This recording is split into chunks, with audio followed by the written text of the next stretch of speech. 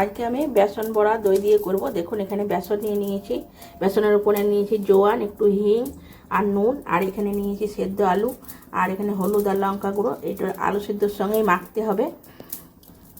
এখানে কটা দেখুন গরম মশলা, আপনার এলাচ, লং, দারচিনি, কটা কাজু, আর এখানে ধনে, মৌরি, মেথি পাতা দিয়ে এটা ভেজে নিয়েছি।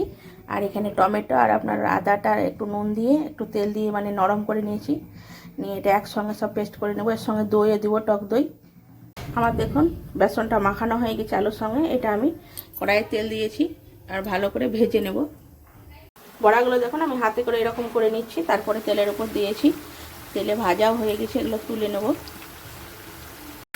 বড়াগুলো দেখুন নামিয়ে নিয়েছি। কড়াই তেলের উপরে একটা তেজপাতার একটা শুকনো লঙ্কা ফোড়ন দিয়ে দিচ্ছি।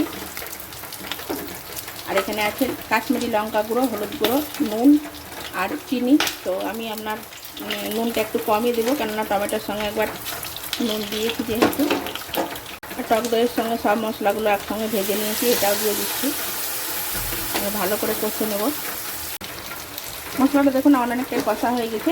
আমি একটু জল দিয়ে দেবো, যেহেতু বড়া একটু বেশি জলই লাগবে। এখন ঝোলটা ফুটে উঠেছে, আমি বড়াগুলো সব দিয়ে দেবো।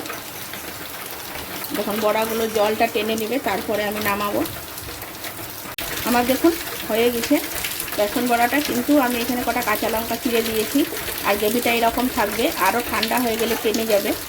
তো এখানে আমি একটু মানে গুঁড়ো গরম মশলা আর একটু ঘি দিয়ে এটা নামিয়ে নেব। নেড়ে চেড়ে দেখুন আমার বেসন বড়া দই দিয়ে একদম রেডি হয়ে গেছে। এমনি করে খেয়ে দেখবেন, খুব সুন্দর হয়। আর নাইলে আমার বাড়ি আসবেন, আমি সবাইকে খাওয়াবো।